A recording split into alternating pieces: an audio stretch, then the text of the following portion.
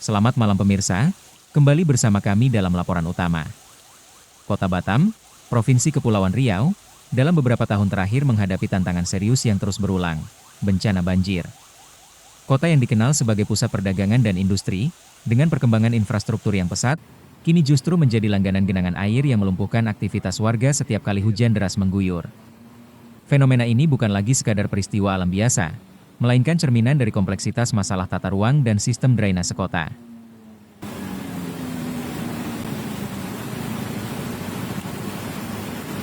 Puncak kejadian banjir biasanya terjadi saat Batam diguyur hujan dengan intensitas tinggi yang berlangsung dalam waktu singkat maupun durasi panjang.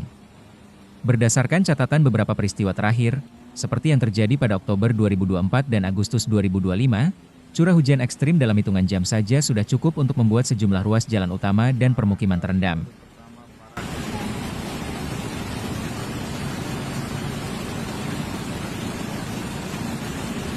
Wilayah-wilayah langganan banjir ini tersebar di berbagai titik vital, di antaranya kawasan Batam Center, Nagoya, Jodoh, Batuaji, Sagulung, hingga Tembesi Tower. Ketinggian air yang terekam seringkali bervariasi, mulai dari sebatas betis hingga mencapai paha. Bahkan di beberapa titik permukiman rendah, dilaporkan air bisa mencapai tinggi dada orang dewasa.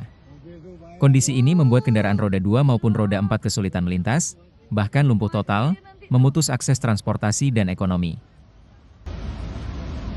Dampak langsung dari banjir ini sangat terasa bagi masyarakat. Selain gangguan pada mobilitas, banjir juga merendam permukiman dan fasilitas umum. Pada insiden tertentu, bahkan ruang guru dan ruang belajar siswa di sekolah turut terendam, mengganggu proses pendidikan. Di kawasan pusat perdagangan, genangan air menyebabkan aktivitas niaga terhenti, yang secara langsung berdampak pada kerugian ekonomi. Tidak hanya genangan air, curah hujan tinggi juga kerap memicu bencana ikutan, yaitu tanah longsor. Contohnya terjadi di kawasan Simpang Bengkong Harapan pada Agustus 2025, di mana longsor menutup akses jalan dan menambah daftar panjang titik bencana yang harus ditangani. Kerusakan infrastruktur, seperti amblasnya sebagian ruas jalan Trans Barelang, juga pernah tercatat sebagai konsekuensi dari derasnya aliran air. Meskipun air banjir seringkali cepat surut setelah hujan reda, kerusakan material dan trauma psikologis bagi warga yang terancam adalah kerugian yang tidak terhindarkan.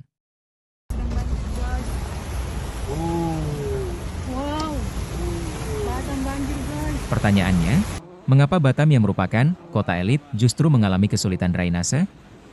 Para pengamat lingkungan dan ahli tata ruang menyoroti beberapa faktor fundamental. Pertama, laju pembangunan yang masif di Batam dianggap kurang memperhatikan aspek konservasi lingkungan.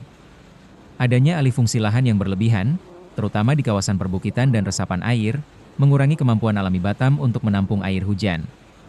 Kedua, buruknya sistem drainase kota. Banyak saluran air yang tidak mampu menampung volume air saat curah hujan tinggi.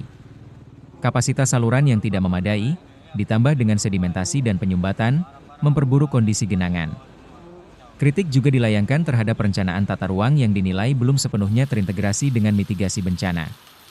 Para ahli menilai, bencana banjir ini bukan semata-mata faktor alam, melainkan lebih disebabkan oleh kebijakan pembangunan dan pemanfaatan lahan yang kurang tepat.